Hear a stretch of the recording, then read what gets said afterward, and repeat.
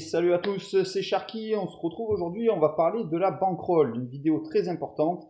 C'est un pilier fondateur pour tous les jeux qu'il existe au monde, gérer sa bankroll. Alors, comment on fait pour gérer sa bankroll? Donc, la bankroll, il faut savoir que c'est similaire au capital d'une entreprise, si vous voulez prendre une situation que tout le monde peut comprendre.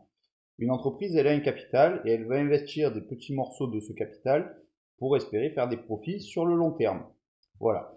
Donc la bankroll, ben, tout simplement, il va falloir pouvoir la diviser en sessions, donc en budget. Ça sera une portion de cette bankroll qui sera allouée pour une session et elle ne sera pas forcément compatible avec tous les jeux. Voilà, comme je vous l'ai déjà expliqué, il y a certains jeux qui, pour être rentables sur le long terme, demandent un investissement plus important.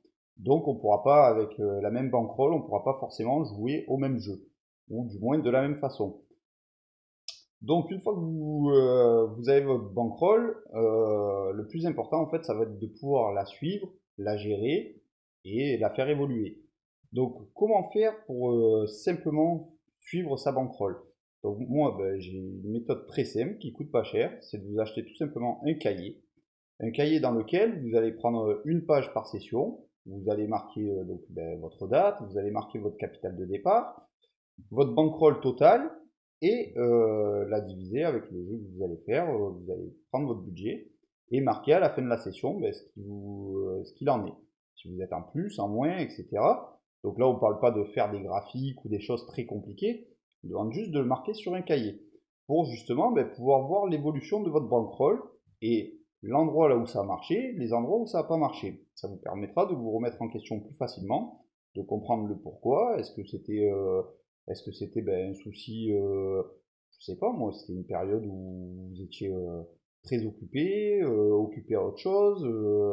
Est-ce que vous avez pas voulu respecter les règles de budget, ce qui va arriver, ça fait partie des erreurs que tout le monde va commettre, etc., etc.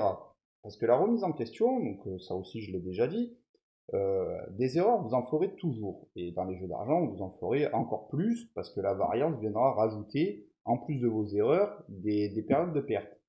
Donc il faut avoir la force de savoir se remettre en question. Et se remettre en question sans information, c'est très compliqué. Alors la bankroll, c'est pour ça qu'on va la marquer, on va suivre son évolution sur un cahier, sur un graphique, sur un ordinateur. Après, peu importe, c'est vous qui voyez là où vous êtes le plus à l'aise pour marquer vos résultats. Mais ça va vous permettre d'avoir des repères temporels. Voilà. Et ça, c'est important parce que le joueur, on le sait, il va très facilement se rappeler de ses gains, mais très peu de ses pertes. Et donc, ben, de ce fait, beaucoup de personnes ben, restent sur du positif, parce que le cerveau, c'est inconscient, mais il préfère retenir du positif que du négatif. Et du coup, ben, ça ne permettra pas la remise en question. Et c'est là que se développent ben, des problèmes de joueurs perdants sur le long terme, des addictions au jeu, etc. Des choses qui sont pas très très bien parce que les personnes sont convaincues qu'en fait elles sont des joueurs gagnants et ça n'est malheureusement pas le cas. Et ça peut s'aggraver avec le temps parce que tant qu'on est conforté d'être le meilleur et le plus grand et le plus fort, sans jamais se remettre en question, généralement il y a un mur qui arrive tôt ou tard et qui fait très mal. Donc voilà, donc ben, pour le gérer simplement, c'est ça, c'est de marquer sur un papier, de pouvoir suivre son évolution ben, au cours des mois, parce que encore une fois, les jeux de casino ne sont pas des jeux qu'il faut prendre sur le court terme. Voilà, vous pouvez faire un gros hit sur le court terme, mais sa gestion, en fait, c'est ce qui vous permettra de différencier entre une personne qui fait un gros hit et qui va pas savoir le gérer et qui va finir par le perdre sur le long terme, et une personne qui va savoir gérer sa bankroll, qui va peut-être jamais faire de gros hits, mais qui sera gagnant sur le long terme. Et moi, c'est plutôt dans cette optique-là. Après, si vous combinez les deux, que vous faites un gros hit et que vous arrivez à bien le gérer sur la durée, là, vous pourrez passer au niveau supérieur et commencer à être vraiment un joueur aguerri et un joueur gagnant sur le long terme. Donc mes conseils pour la bankroll, donc ben, ça va être d'écrire votre évolution, de garder une trace en fait de ce qui s'est passé avec cette bankroll, de bien le diviser en budget session, voilà, et de le respecter bien entendu. Donc ben, pour ça, je vous mettrai ma méthode, parce qu'il n'y a pas de méthode miracle, mais ma méthode pour diviser une bankroll suivant les jeux que vous voulez faire, le nombre de sessions que ça représente, etc. Et vous comprendrez le pourquoi certaines bankrolls, si vous avez une bankroll de 100 euros par exemple, de 100 euros, elle ne sera pas compatible avec tous les jeux. Ou même si elle est compatible, le montant que vous aurez en budget session sera assez faible et de ce fait ne sera pas rentable. Voilà, même si vous avez un gros hit, vous comprendrez bien que si vous avez un x1000 aux machines à sous, mais que vous jouez avec des mises de 10 centimes, bon, oui, vous allez prendre 100 euros, mais c'est quand même dommage sur une x1000 de prendre que 100 euros.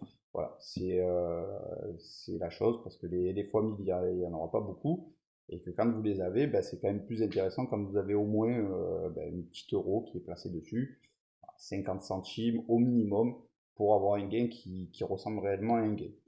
N'hésitez pas à faire des pauses. Voilà. Sachez que les périodes gagnantes sont très courtes, les périodes de perte sont très longues, et qu'il y aura plus de périodes de perte que de périodes de gain.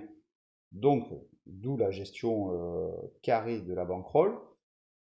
Il faut savoir profiter des moments de gain et pour pouvoir compenser les périodes de perte. Donc, n'hésitez pas à faire des pauses si vous avez 4, 5, 6 sessions perdantes d'affilée.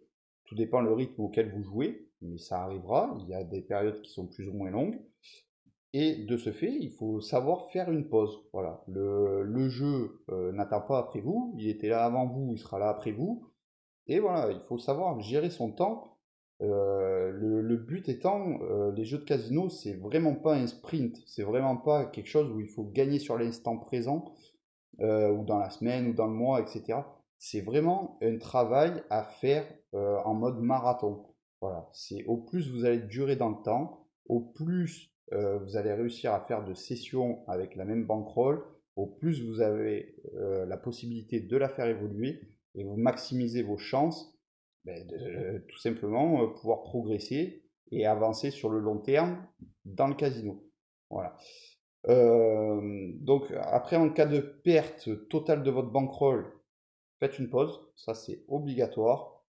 Ne recommencez pas de suite et prenez le temps d'analyser le pourquoi vous en êtes arrivé là. Parce que généralement, si vous avez perdu toute votre bankroll, que vous vous étiez fixé, que vous l'aviez bien divisé en budget session, etc., et que vous arrivez réellement à toute la perdre dans son intégralité, euh, ben, sachez que c'est un signe qu'il est obligatoire de faire une pause et de vous remettre en question, de comprendre le pourquoi vous en êtes arrivé à zéro sur votre bankroll. De là, vous aurez votre petit cahier, vos statistiques ordinateur, etc.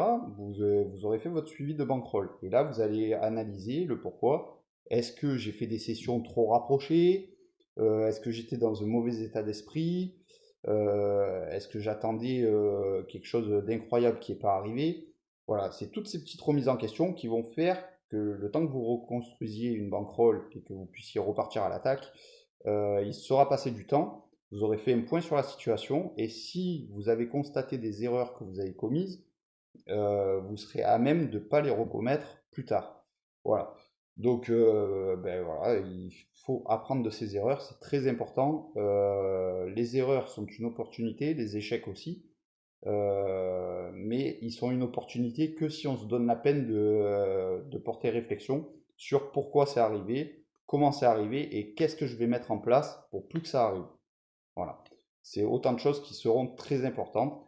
Et le dernier conseil qui est valable sur toutes mes vidéos, même si je ne vais pas le dire sur toutes mes vidéos, mais gardez toujours ça en tête, ne courez pas après vos pertes. Voilà. Vos pertes, elles seront marquées sur le cahier et vous n'allez pas aller les rechercher. Voilà. Dites-vous bien une chose, c'est que si vous voulez être gagnant à long terme, des pertes, vous en aurez. Donc les pertes, à la limite, on s'en fout, mais c'est pas le plus important. Vous, ce qu'il faut que vous vous fixiez, c'est vous dire, voilà, moi aujourd'hui, j'ai peut-être mis 100 euros dans ça, j'ai investi 100 euros dans le casino, eh ben, il faudrait que peut-être dans un an, eh ben, cette bankroll, elle soit à 500. Voilà. Et ça prendra du temps. C'est ça en fait la différence qui fera entre un joueur qui sera gagnant sur le long terme et un joueur qui sera perdant à coup sûr. Parce que il n'y a pas de miracle en fait. Vous allez faire des gros hits, etc. Mais vous pouvez avoir le plus gros hit du monde si vous n'avez pas de gestion de bankroll et que vous courez après vos pertes, vous perdrez tout. Et je peux vous dire que même un joueur qui partirait avec 1 million d'euros qui ne saurait pas gérer sa bankroll peut finir à zéro. Voilà. Donc, après tous ces conseils, il est temps de mettre fin à cette vidéo. Je t'invite à t'abonner si tu le souhaites et à laisser un petit like et un petit commentaire si tu as une idée de vidéo, si tu as des questions à ce sujet. Je serai très content de te répondre et je te dis à très bientôt pour une nouvelle vidéo. Ciao!